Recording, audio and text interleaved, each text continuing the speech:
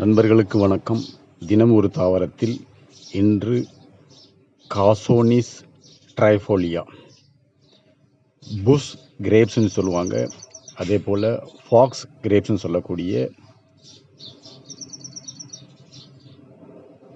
காட்டுப்பிரண்டை செடியின் ஒரு வகையை பற்றி பார்க்க போகின்றோம். நண்பர்களே, நீங்கள் பார்த்துக்கிட்டு இருக்கிறது காட்டுப்பிரண்டை. காட்டுப்பிரண்டையில் வேறு வகைகளும் உண்டு. காட்டுப்பிரண்டையில் கைரேசியா ட்ரைஃபோலியா, கைரேசியா பெடாட்டா அப்படின்னு சொல்லக்கூடிய மற்றொரு தாவரமும் இருக்குது.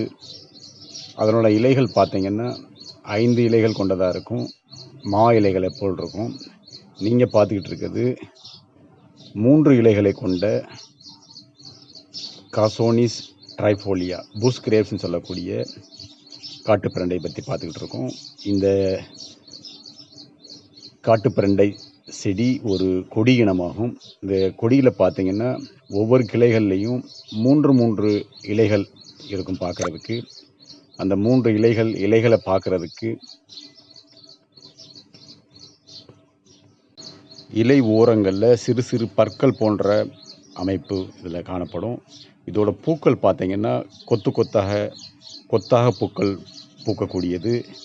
இதே மாதிரி பூக்கள் தான் அந்த நீங்கள் பார்த்துக்கிட்டு இருந்த கைரேசியா ட்ரைஃபோலியான்னு சொல்லக்கூடிய மற்றொரு காட்டுப்பிரண்டையிலையும் இதே மாதிரி பூக்கள் பூக்கும். இதே மாதிரி காய்களும் கொத்தாக காய்க்கக்கூடியது. இலை அமைப்பு வேறுபட்டு இருக்கும்.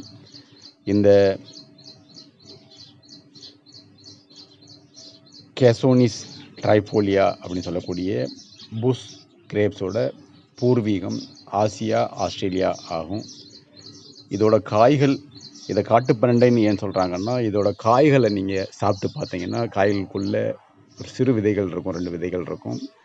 காய்களை சாப்பிட்டுட்டு பார்த்தீங்கன்னா அதோட சுவை பிரண்டையோட சுவை தான் இருக்கும். அதில் பிரண்டையில் உள்ள அந்த புளிப்பு சுவை இருக்கும். அதே மாதிரி பிரண்டையை நம்ம சாப்பிட்ட உடனே நாக்குகள்லாம் கரகரப்பு ஏற்படும்.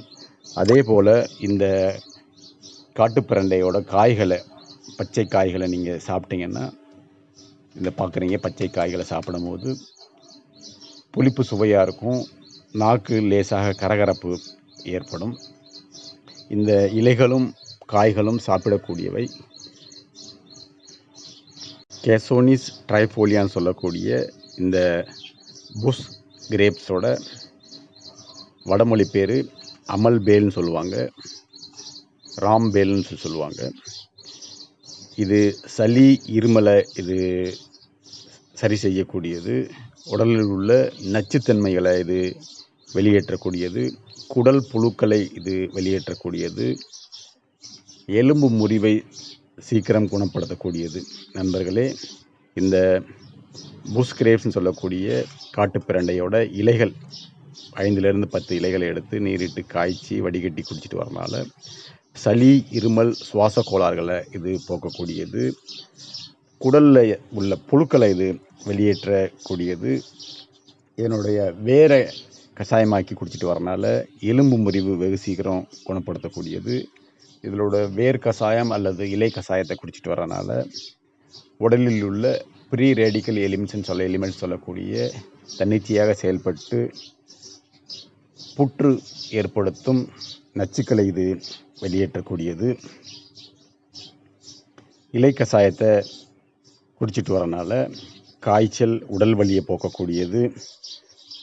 வயிற்றுப்போக்கை இது நிறுத்தக்கூடியது. செரிமானத்தை இது சரி செய்யக்கூடியது. செரிமான சீர்கேட்டை இது போக்கக்கூடியது. தோள்களில் ஏற்படும் தடிப்புகளை, திடீர்னு அலர்ஜி ஏற்படும், அப்படிப்பட்ட நேரத்தில் இதை குடிச்சிட்டு வரனால தோல் தடிப்புகளை இது சரி செய்யக்கூடியது. இந்த கஷாயத்தை செஞ்சு குடிச்சிட்டு வரனால உடலில் உள்ள காயங்கள் வெகு சீக்கிரம் ஆறும்.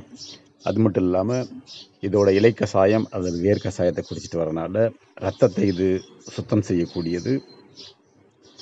வேரை அரைத்து தீக்காயங்கள் அல்லது சுடுநீரினால் ஏற்படும் காயங்களுக்கு போட்டுட்டு வரனால வெகு சீக்கிரம் இது சரி செய்யக்கூடியது.